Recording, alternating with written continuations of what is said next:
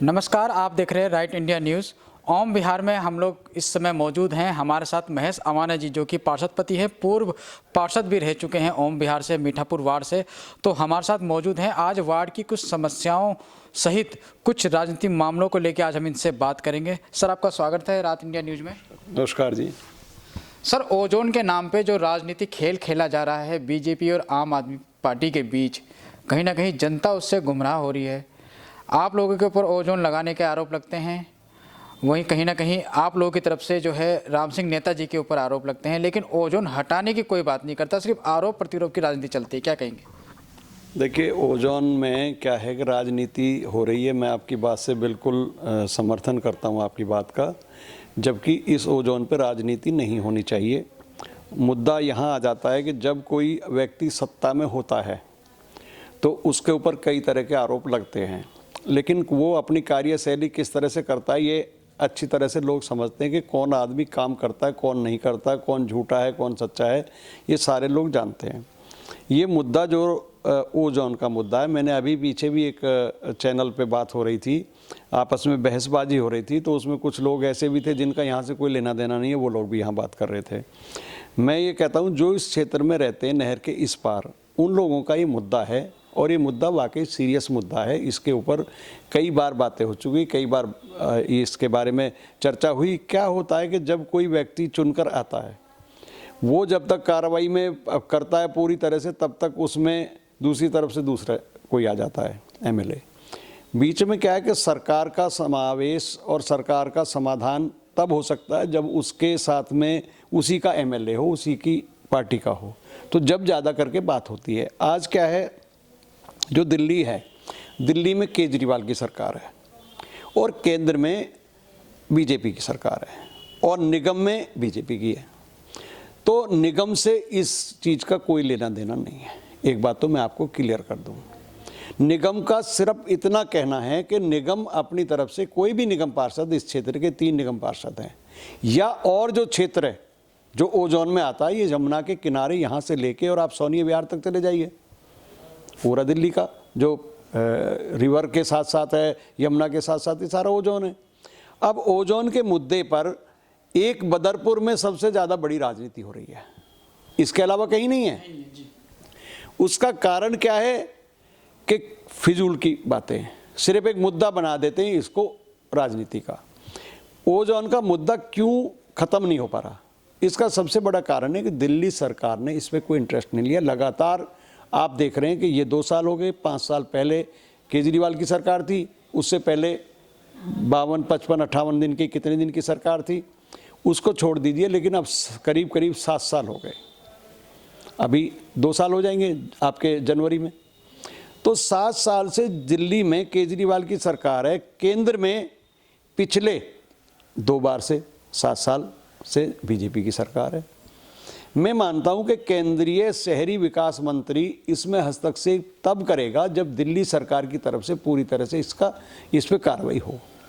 आप जानते हैं कि चुनाव के समय में जब सरकार की बात हो रही थी, आज हम अगर किसी विधायक पे अकेले पे उंगली उठाते हैं तो वो विधायक पे अकेले पे उंगली नहीं उठती, वो सरकार पे उंगली उठती है, क्योंकि जिसकी सरकार है वो इसका समाधान कर सकता है।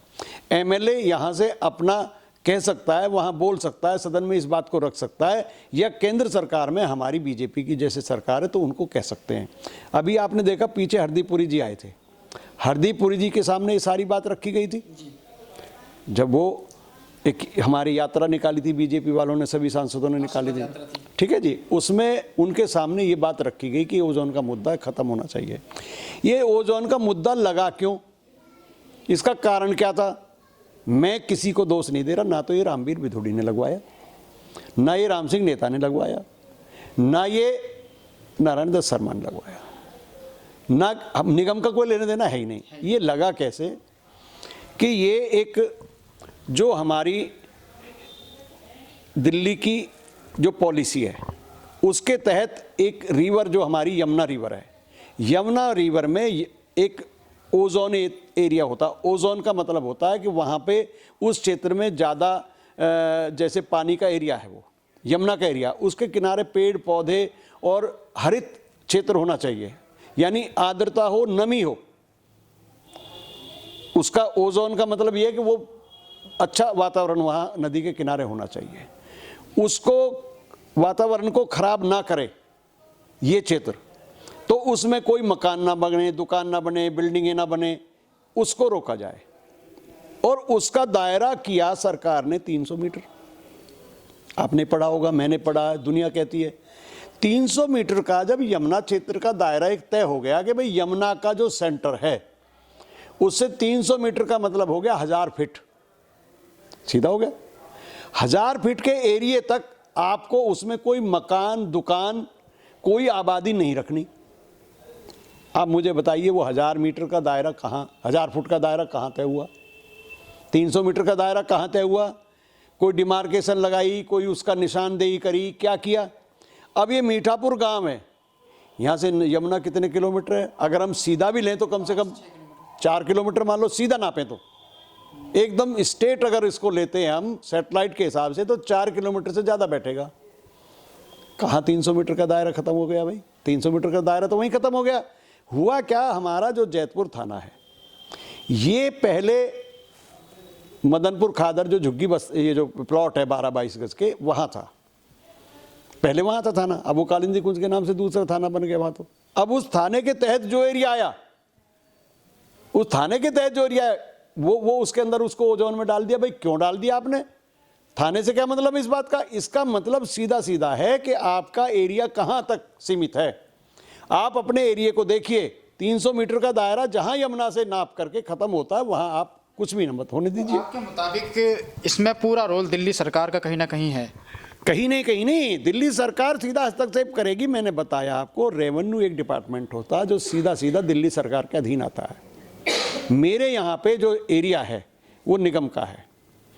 यहाँ पे जहाँ पे निगम का एरिया है, दिल्ली नगर निगम का है या दिल्ली सरकार का एरिया आता है, सारी जगह डीडीए में हस्तक्षेप करती है केंद्र सरकार जी। निगम में या नीचे जो भी दिल्ली सरकार का जो एरिया, निगम का तो कोई लेना देना है नहीं।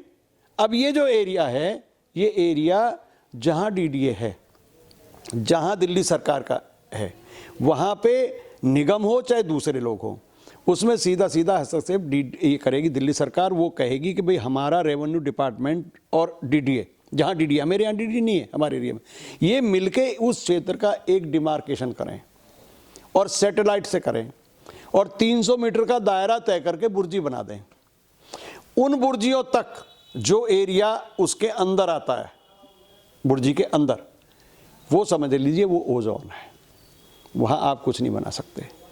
सरकार के ऊपर मैं सीधी बात कर रहा हूँ, चाहे वो दिल्ली की सरकार हो, चाहे वो केंद्र की सरकार हो, किसी की भी बात कर रहा हूँ मैं।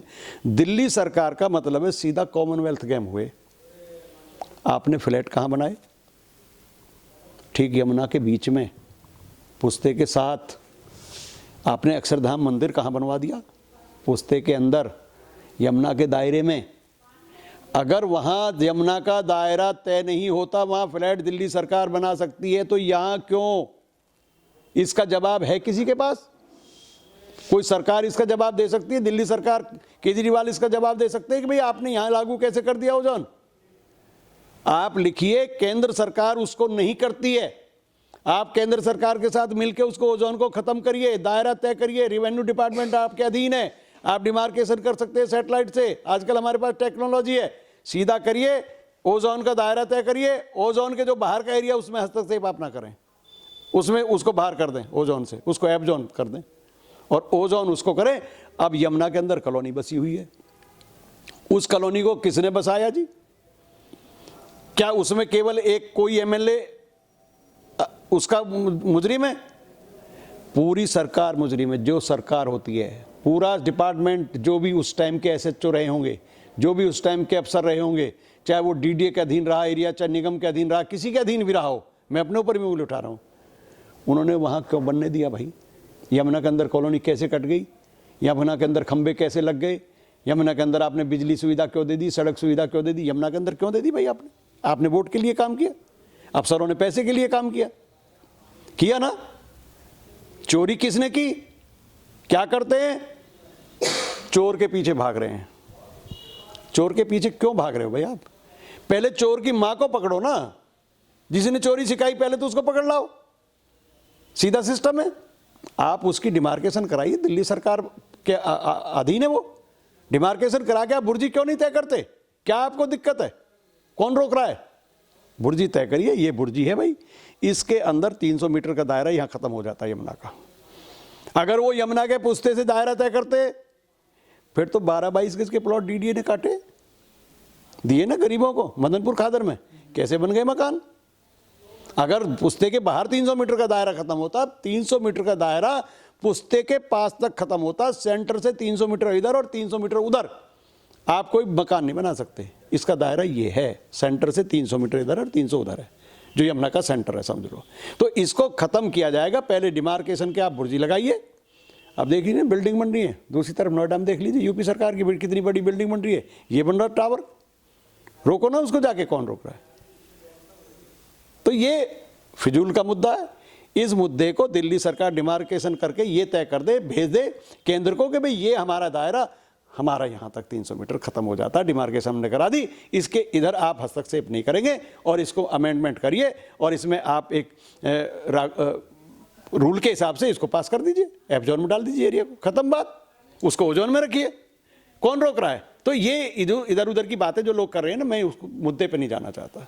इस मुद्दे को निपटाने वाली बात तो ये है, तरीका ये है, मैं तरीका बता रहा हूँ आपको। सर ओम विहार की बात करें तो मीठापुर पार्क के ऊपर विपक्ष कहीं ना कहीं हमलावर होता हुआ नजर आ रहा है भारतीय जनता पार्टी के ऊपर। क्या मीठापुर का जो पार्क है जिसमें एमसीडी का कूड़ा डाला जा रहा है, ऐसा आरोप आप लोगों के ऊपर लगाए जा रहे हैं आम आदमी पार्टी के। देखिए मैं आपको बताऊं, ये मीठापुर का पार्क नहीं है। पहली बात मैं आपको क्लियर कर दूं, ये ज़मीन हमारी नहीं है, ना ये दिल्ली सरकार की ज़मीन है, ना ये दिल्ली नगर निगम की ज़मीन है, ना ये डीडीए की ज़मीन है। ये सरकारी ज़मीन है, हरियाणा सरकार की, और ये ज़मीन है 10 एकड़ 10.5 एकड़ करीब। इसको क्या है, ये हमारे अधीन नहीं है। हमने रामवीर सिंह बिधूड़ी जी ने आपस में मिल करके ये तय किया था कि हमने कृष्णपाल गुर्जर जो मंत्री हैं केंद्र सरकार के, उनसे एक रिक्वेस्ट की थी कि जी आपकी यहाँ पे 10 एकड़ ज़मीन 10.5 एकड़ ज़मीन पड़ी है, यहाँ गंद है, इसको हम साफ़ सुथरा करके इसमें मिट्टी डलवा के इसको हम ठीक करना चाहते हैं और ये साफ़ सुथरा पार्क बन जाए। हम इसमें पेड़ लगाएंगे, हम आप इस पर कोई कब्जा नहीं लेंगे आपसे, कोई किसी तरह से हमें हस्तक्षेप नहीं करना, मालिक आप हैं, हरियाणा सरकार मालिक रहेगी, हमें तो इसमें पेड़ पौधे और साफ़ सुथरा इसको करना है, जिससे हमारी कॉलोनी के लोग यहाँ घूम लें। आपकी की ज़मीन है, आपकी रहेगी। इसके लिए कृष्णपाल जी ने हमें 50 लाख रुपये दिया। 50 लाख रुपये से मतलब है उन्होंने अपनी तरफ से 50 लाख देकर सरकारी बाउंड्री इस ज़मीन की कराई, फेंसिंग कराई, सब कुछ कराई। इसी में किन लोगों ने उसको तोड़ फोड़ कर दिया? जो नारायण दत्त के साथ लोग रहते हैं, जो एनडी शर्मा के साथ रहते हैं, जो आज राम सिंह नेताजी के साथ रहते हैं, उन लोगों ने इसको तोड़ दिया पूरी को। स्टे कौन लेकर आया? वही लोग लेकर आए जो आज राम सिंह नेताजी के साथ हैं। कौन लेकर आए बताओ ना? स्टे किसने लिया?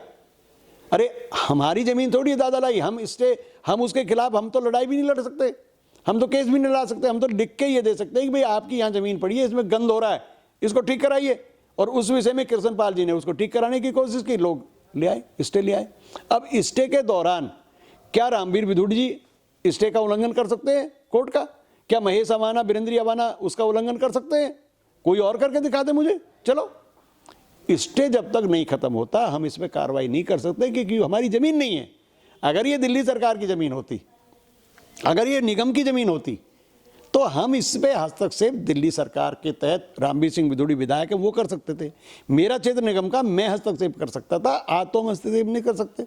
हम तो कोर्ट में भी ये कह सकते हैं कि ये एरिया मेरे एरिया में आता है जी और इसमें गंद भरी हुई है और इसको साफ सुथरा किया जाए, हरियाणा सरकार इसको ठीक करे। सर मौजूदा स्थिति क्या है इस पार्क की? जो इसके जैसे कि आप बता रहे हैं कोर्ट में मामला चल रहा है, तो स्थिति क्या है? क्या पार्क वहाँ बनेगा, कूड़ा हटेगा? देखिए, जब तक स्टे नहीं होता खत्म, तब तक मैं कोई गारंटी आपको नहीं दे सकता कि इसमें हम काम कर सकते हैं। स्टे के दौरान कोई भी काम नहीं करते। जब भी हमने काम करना चाहा 100 नंबर पे कॉल हो जाती है। कौन लोग कर रहे हैं? 100 नंबर पे कॉल हो जाती है। इसका मतलब यह है कि वो लोग नहीं चाहते कि ये पार्क बने। कौन लोग? आम आदमी पार्टी। आम आदमी पार्टी नहीं चाहती। आम आदमी पार्टी ने, अभी और बता दूं आपको, ये तो ज़मीन हरियाणा सरकार की हो गई, 3 एकड़ ज़मीन है आगे, साई नगर, लखपत कॉलोनी, हरिजन बस्ती के बीच में 3 एकड़ जमीन है। किसने कब्जा किया है? किसके आदमी है वो आदमी रामवीर क्या नाम है, राम सिंह नेताजी के साथ बैठते उठते हैं। हमने उसको तुड़वा भी दिया था, किनसे ने रोक लिया? दिल्ली सरकार ने। जमीन आती है दिल्ली सरकार के अंडर, रेवेन्यू डिपार्टमेंट आता है दिल्ली सरकार के अंडर। एमएलए उस टाइम कौन था जब इस जमीन पे मुटेशन हुई? जिस जमीन की मुटेशन 50 साल तक नहीं हुई, जिस जमीन की मुटेशन 50 साल तक नहीं हुई, ग्राम सभा क्लियर रही, किसी ने कुछ भी किया, गड़बड़ की, कुछ भी की, लेकिन मुटेशन नहीं हुई उनके नाम। जिस जमीन की 12 साल मुटेशन नहीं होती है, सरकार के ये हस्तक्षेप सरकार ने क्यों नहीं किया? दिल्ली सरकार ने क्यों मुटेशन करा दी? पैसे खा लिए, नारायण दत्त पैसे खा गया उसमें, और जो दिल्ली सरकार के जो भी मंत्री होंगे वो पैसे खा गए। रेवेन्यू डिपार्टमेंट किसके अधीन आता है? दिल्ली सरकार के अधीन आता है। भाई जी पता करो आप, दिल्ली सरकार ने ये जमीन कब्जा करा दी। नारायण दत्त शर्मा विधायक थे, वो जिम्मेदारी के साथ में मैं कह सकता हूं मेरे सामने बहस करें ना आप लोग, बुलाओ उनको, बैठाओ, डिबेट कराओ। जिसके टाइम में ये जमीन कब्जा हुई है, किसके टाइम में हुई है? नारायण दत्त ने मोटा पैसा खाया इसमें। मैं राम सिंह नेताजी को दोष नहीं दे रहा, राम सिंह नेताजी आम आदमी में, लेकिन उस टाइम एमएलए जो था उसने कराया। सर अगर बात करें सफाई, तो विरोध किया, रामवीर बिदुड़ी ने विरोध किया, हमने तो वहां पे हल्ला मचाया, हमने तो एक बार उसको तोड़वा भी दिया। ऊपर से किसने आदेश दिया उसको रोकने के लिए? तोड़ने क्यों नहीं दिया?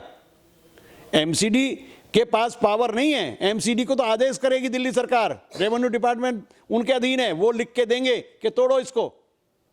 वो डीसी को आदेश करें, हमारे क्षेत्र के डीसी को, कमिश्नर को लिख के दे, ये केजरीवाल सरकार के भी ये रेवेन्यू डिपार्टमेंट की ये जमीन है, ये ग्राम सभा की जमीन है, इसमें लोगों ने गलत कब्जा किया है, इसको साफ करो, इसका मुटेशन कैंसिल करो। जिस दिन दिल्ली सरकार चाहेगी उस दिन मुटेशन कैंसिल हो जाए, उस दिन 3 एकड़ जमीन खाली हो जाएगी। क्यों नहीं होगी? बात करने को कोई कुछ भी कह सकता है। महेंद्र जी मैं आपके सामने क्लियर कर रहा हूं, मेरे सामने बैठे ना वो लोग जो मुद्दा उठाते हैं, पार्क का उठाते हैं या उस जमीन का क्यों नहीं उठाते मुद्दा? कैसे चुप बैठे हैं लोग? वो किसने कब्जा कराई? आम आदमी सरकार ने। आम आदमी सरकार किसकी है? केजरीवाल की। चाहे उसके एमएलए ने कराई, चाहे कोई भी एमएलए रहा उस टाइम। अगर मान लो मैं एमएलए होता और मेरे टाइम पे वो जमीन कब्जा होती तो मेरे ऊपर दोष आना चाहिए। रामवीर बिदुड़ी एमएलए होते और रामवीर बिदुड़ी सरकार रामवीर बिदुड़ी की होती और वो उस टाइम काम हो जाता तो रामवीर बिदुड़ी के ऊपर आता। सर सिंधु फार्म रोड पे नगर निगम के 3 शौचालय हैं, 4 शौचालय हैं आपके अंडर में जो आते हैं। सफाई व्यवस्था को लेकर कहीं ना कहीं सवाल उठते हैं, पानी की व्यवस्था नहीं है, तो ऐसे में क्या कुछ प्लान है आपका? देखिए वो जो हमने टॉयलेट बनाए थे वो एक तरह से जैसे रास्ते में लोग जा रहे हैं जी। वो धर्मवीर जब पार्षद थे, मैं किसी चीज़ के लिए ऐसे नहीं कहता कि मैंने किया, वो धर्मवीर जी पार्षद थे उस टाइम, उन्होंने वो टॉयलेट बनवाए थे। उस टाइम उनको उसमें पानी की व्यवस्था करनी थी। ये पहली बार मुद्दा आया कि उसमें पानी की व्यवस्था नहीं है, क्योंकि पानी की व्यवस्था कहीं भी हम बोर नहीं कर सकते अभी प्राइवेट तौर पे। जो सरकारी लाइन है वहाँ पे कोई छोटी लाइन नहीं है, बड़ी लाइन वहाँ से जा रही है उस ज़मीन के साथ से, छोटी लाइन नहीं है उसमें। छोटी लाइन में से हम कनेक्शन दे नहीं सकते, उसके लिए बड़ी लाइन डलेगी। बड़ी लाइन कौन डालेगी? विधायक। वो लाइन डलवा दें, हम कनेक्शन अप्लाई कर देंगे। नहीं मैं क्या कह रहा हूँ, ये तो पहली बार मुद्दा आपने पानी का उसमें नहीं है, लेकिन मैं आपको इतना जानकारी दे सकता हूँ कि उन पार उसको जो हमारे लोग सफाई करते हैं, जो सफाई कर्मचारी है, कई बार बीच में हम सफाई कराते हैं उनकी। बहुत गंदे होते हैं वो, तो कोई भी घुस के कोई भी जाए, फ्री है वो, तो उसमें कोई थोड़ी पैसा थोड़ी लग रहा है किसी का। लोग गंदा करते हैं, हम सफाई करते हैं, उसको करवाते हैं सफाई। महीने में 15 दिन में एक बार जरूर सफाई होती है। हाँ कई बार नहीं हो पाती होगी, लापरवाही लोग कर जाते होंगे, मैं मान लेता हूँ, इतना नहीं कि बहुत ज़्यादा उसमें। सर जैसे कि सफाई कर्मचारी की अगर बात करें तो मनभरी कुंज के अंदर कुछ लोगों के आरोप हैं, जो आम जनता है उनके आरोप हैं कि जो नालियां साफ़ करने वाले लोग जाते हैं वो पैसा मांगते हैं लोगों से, अगर पैसा नहीं देते तो नालियां साफ़ नहीं करते, शिकायतें आ रही हैं। मैं आपको बताऊँ, पैसा कोई नहीं मांगता। ये सब आरोप कब लगते हैं? जब चुनाव नज़दीक हो जाता है। हमारी तरफ से या तो हम किसी से पैसा लेते हैं सफाई कर्मियों से कि भाई आप पैसा लो, या हम उनको कहते हैं आप पैसा मांगो। हमारा तो कोई लेना देना नहीं है। अगर कोई आपसे पैसा मांगता कंप्लेंट करो, सीधी ऑनलाइन शिकायत है, उस कर्मचारी का नाम लिख के आप सीधा निगम को कंप्लेंट करो। मैंने कब रोका है? हाँ मैं अगर उसका फेवर करूं तो बताओ। मेरी तरफ से कोई एक लाइन नहीं है। मैं तो अपनी तरफ से हर दिवाली उनको अपनी तरफ से, अपनी जेब से, अपनी कमाई से 100-100 रुपये और एक मिठाई का डिब्बा देता हूँ सफाई कर्मियों को हर साल। यहाँ पे एक निगम का कर्मचारी आया था राज्यपाल जी की तरफ से, राज्यपाल जी की तरफ से मुझे दिवाली की बधाई देने आया था, तो मैं यहाँ लोगों को डब्बा और 100-100 रुपये दे रहा था अपने सफाई कर्मियों को। मैं केवल सफाई कर्मी की बात नहीं कर रहा, मेरे अधीन, मेरी मिसेज बिरेंद्री अवाना के अधीन जो पार्षद हैं उनके अधीन जो कर्मचारी आते हैं, चाहे वो निगम के कोई भी कर्मचारी हों, यहाँ काम करने वाले, चाहे वो सफाई कर्मी हो, चाहे वो डीबीसी के कर्मचारी हो, चाहे वर्क्स डिपार्टमेंट के कर्मचारी हो, मैं सबको मान सम्मान के साथ हर दिवाली मिठाई का डिब्बा और 100-100 रुपये देता हूँ। पिछली बार कोरोना चल रहा था, सबको 200-200 रुपये दिए। उससे पहली बार दिया। मैं आपकी बात के ऊपर कह रहा हूँ, मैं इस चीज़ को कहना नहीं चाहता, क्योंकि मैं मन से देता हूँ, किसी से कोई मेरे से मांगता थोड़ी है मिठाई। सर, डेंगू जैसे कि डेंगू का मामला चल रहा है दिल्ली के अंदर, तो कहीं ना कहीं निगम के ऊपर, पूरी दिल्ली के अंदर नगर निगम के ऊपर सवाल खड़े हो रहे हैं, फॉगिंग नहीं की जा रही। ओम बिहार में भी आम आदमी पार्टी का ऐसा आरोप है कि आप जो फॉगिंग करवाई थी आपने बीच में, वो सिर्फ मेन रोडों पे ही करवाई थी, गली मोहल्ले के अंदर जाना चाहिए था, लेकिन वहाँ नहीं हो पाई। मैं एक बात कहना चाहता हूँ आपसे, रिकॉर्ड तो झूठ नहीं बोलता जी, मेरे पास सारा रिकॉर्ड है। एक भी घर किसी का गलती से रह गया हो, एक आध घर पूरी कॉलोनी में, तो मैं नहीं कह सकता। हर घर हमारा आदमी जाता है पिट्ठू लेके। गलियों में तो गाड़ियाँ जाती हैं जो धुआं करती हैं, टेम्पू जाते हैं बड़ी गलियों में, छोटी बड़ी मशीन आती है, वो तो हाईवे मेन रोडों पर जाती है, सारे बड़े रोड है जो, उससे छोटा एक टेम्पू वो गली गली में जाता है। और मैं आपको कितना दिखा दूं, मेरा रिकॉर्ड रोज का सफाई का मेरे पास होता है, रोज का व्हाट्सएप पे आता है, मेरे पास फ़ोन है, आपको रिकॉर्ड में भेज दूंगा, आपके फ़ोन पे भेज दूंगा सारा डेली का, कहाँ पे कितने टेम्पू कूड़ा उठा रहे हैं, कहाँ पे सफाई कर्मी झाड़ू लगा रहे हैं, कहाँ पे नालियाँ साफ़ हो रही हैं, कहाँ पे क्या हो रहा है, वो सारा, कहाँ पे आपकी फॉगिंग हो रही है, कहाँ पे घर में कर रहे हैं। अगर आपका घर है और मेरा कर्मचारी आपके घर पे गया, आपकी परमिशन के बगैर मैं आपके घर में घुस सकता हूँ क्या? आप परमिशन देंगे तो कर्मचारी अंदर जाएगा, घर के अंदर भी जाएगा, घर के अंदर तो नहीं जा सकता आपकी बिना परमिशन के। आप परमिशन देते हो, करते हैं घर के अंदर भी जाके। आप परमिशन नहीं देते तो गली में दरवाजे पे जाता आदमी, चाहे वो सफाई हमारा पिट्ठू वाला जाए, चाहे टेम्पू जाए, जाते हैं। कन्फर्म मैं गारंटी देता हूँ इस बात की। हाँ, मैं ये कह सकता हूँ, मैं अपनी तरफ से डीबीसी कर्मचारियों का 80% संतुष्ट हूँ डीबीसी से। चाहे डेंगू का मामला रहा हो, चाहे कोरोना का मामला रहा हो, मैं 80% संतुष्ट हूँ। जहाँ तक झाड़ू का है, झाड़ू भी मेरे यहाँ, अभी मैं कृष्णपाल जी के एरिया में मेरा मकान है एक, वहाँ मैं चला जाता हूँ रात को, दिन में इधर रहता हूँ, रात को वहाँ जाता हूँ, आराम की वजह से बीमार था मैं। कृष्णपाल जी के यहाँ होली दिवाली पे निगम कर्मचारी सफाई करने आते हैं। 28 सेक्टर की बात कर रहा हूँ मैं जहाँ देखता हूँ रोज़ाना, 28 सेक्टर में सफाई कर्मी होली दिवाली आते हैं। वो बीजेपी के हैं, मेरा ही पार्टी के आदमी हैं। वहाँ निगम है, निगम का सफाई कर्मी दिवाली और होली आता है, उससे पहले नहीं आता। मेरे यहाँ तो डेली सफाई होती है, डेली। कोई दिन ऐसा नहीं जाता जिस दिन झाड़ू नहीं लगती सड़कों पे, कोई दिन ऐसा नहीं जाता जिस दिन कूड़ा नहीं उठता। 7 टेम्पो है मेरे पास, टिप्पर, सातों के सातों कूड़ा उठाते हैं, मेरे ऑनलाइन है सब। सर, दिल्ली की अगर बात करी जाए तो दिल्ली की हवा जहरीली होती जा रही है। विश्व की सबसे प्रदूषित शहरों में दिल्ली नंबर 1 पे है, टॉप पे चल रही है। और कहीं ना कहीं एक दूसरे के ऊपर आरोप प्रतिरोप की राजनीति हो रही है। कोर्ट में मामला गया, सुप्रीम कोर्ट में गया, तो कहीं ना कहीं दिल्ली सरकार के वकील ने एमसीडी को भी जिम्मेदार ठहराया, क्योंकि जो धूल साफ करने वाली मशीनें हैं वो एमसीडी के अंतर्गत आती हैं। ऐसा आरोप दिल्ली सरकार के वकील ने लगाया। क्या कहना चाहेंगे? सभी मशीनें निगम के अंडर नहीं है, दिल्ली सरकार के पास भी है। आप देखते हो रोज़ाना टेलीविज़न पे देखते होगे, न्यूज़पेपर में देखते हो, केजरीवाल जी सड़क की सफाई करा रहे हैं। वो सड़क किसके अधीन है? पीडब्ल्यूडी किसके अधीन है? दिल्ली सरकार की। दिल्ली सरकार के अधीन। निगम, जहाँ निगम के अंडर है, निगम सफाई करता है अपनी। निगम के ऊपर आरोप जो लगा रहे हैं, दिल्ली का जो साउथ दिल्ली का नगर निगम है ना, इससे बेटर कोई काम कर नहीं सकता, इससे बेटर कोई नहीं कर सकता। दिल्ली नगर निगम के, चाहे वो सफाई कर्मी हो, चाहे डीबीसी के कर्मी हो, पूरा लगातार कोरोना के दौरान भी, आज भी वो लगे रहते हैं। डेंगू मच्छर जो है, डेंगू कैसे हुआ इस बार ज़्यादा, क्यों? इसका कारण बता देता हूँ। अब की बार बारिश लेट तक हुई है, और हम लोगों को हमेशा चेताते हैं, लोगों की कमी भी है। चाहे मैं भी हूँ, मैं भी जनता में आता हूँ, मैं अपने घर को कितनी बार चेक करता हूँ कि मेरे ऊपर कोई टायर तो नहीं पड़ा है, मेरे घर के ऊपर कोई खुला बर्तन तो नहीं रखा मिट्टी का या दूसरा या लोहे का, उसमें बरसात का पानी भरेगा। बरसात के पानी सबसे साफ़ सुथरा पानी बरसात का होता है, सबसे साफ़ सुथरा, उससे साफ़ सुथरा कोई और ये मच्छर साफ़ सुथरे पानी में होता है। जैसे ही बारिश लेट हुई, वो लेट बारिश होने से दोबारा से फिर से डेंगू आया। जब तक डेंगू का दायरा होता है हमारा, जिस टाइम में डेंगू होता है, अब की बार उस टाइम के बाद डेंगू हुआ है। उसका कारण क्या है? बारिश लेट होना, और ये बारिश के पानी में ही पैदा होता है। और ये हम लोगों को हमेशा चेताते हैं भाई, इसलिए हम घर घर जाते हैं, ऊपर चेक करना चाहते हैं। जैसे हमारा कर्मचारी गया डीबीसी का, वो कहेगा जी हमें आपका कूलर चेक करना है, आपका छत चेक करना है, आपके घर में कहीं डेंगू का वो तो नहीं है मामला जिसमें डेंगू पैदा हो जाता है। लोग क्या होते हैं, दिन में कोई आदमी जाता है, ड्यूटी चला जाता है, कई बार महिला दरवाज़ा खोलती है, कई बार नहीं खोलती, हम चेक नहीं कर सकते।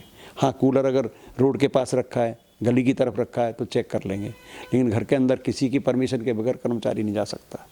हम ये लोगों को हमेशा कहते हैं कि भाई आप अपने घर में बाकायदा कार्ड लें, हमारा नंबर, हमसे फ़ोन करें, उस आदमी से हमारी बात कराएं। अगर हमारे निगम का कर्मी है तो हम कहेंगे जाने दो, लेकिन फिर भी लोग कई बार जाने नहीं देते। कई लोग फ़ोन पे पूछ लेते हैं तो हम वो चले जाते हैं अंदर, सफाई भी करते हैं, छिड़काव भी कर देते हैं, दवाई भी डाल देते हैं। अगर कोई कहता है मेरे घर में आप डीबीसी कर्मचारी से ये कर दो जी, धुआं कर दो, करके आते हैं, मना नहीं करते कभी हम तो किसी को भी। मैं तो दूसरे वार्डों में भेज देता हूँ आदमी। अभी नीरज झा से पूछना, आप नीरज झा से आप पूछना, उनके यहाँ पे एरिया में सफाई, वो क्या नाम है, धुआं नहीं हो पाया था हरिनगर वार्ड में। आप पूछना उनसे मैंने भेजा कि नहीं भेजा। आप मोलड़बंद चले जाइए महेश के वार्ड में, मैंने वहाँ भेजे कर्मचारी अपने। मेरे जो फार्म है उसके आसपास की जो गलियाँ उनमें नहीं हो पाया था, मैंने अपने कर्मचारी। इस वीडियो को लाइक करें, हमारे चैनल को सब्सक्राइब कर बेल आइकन जरूर प्रेस करें। हमारी न्यू वीडियो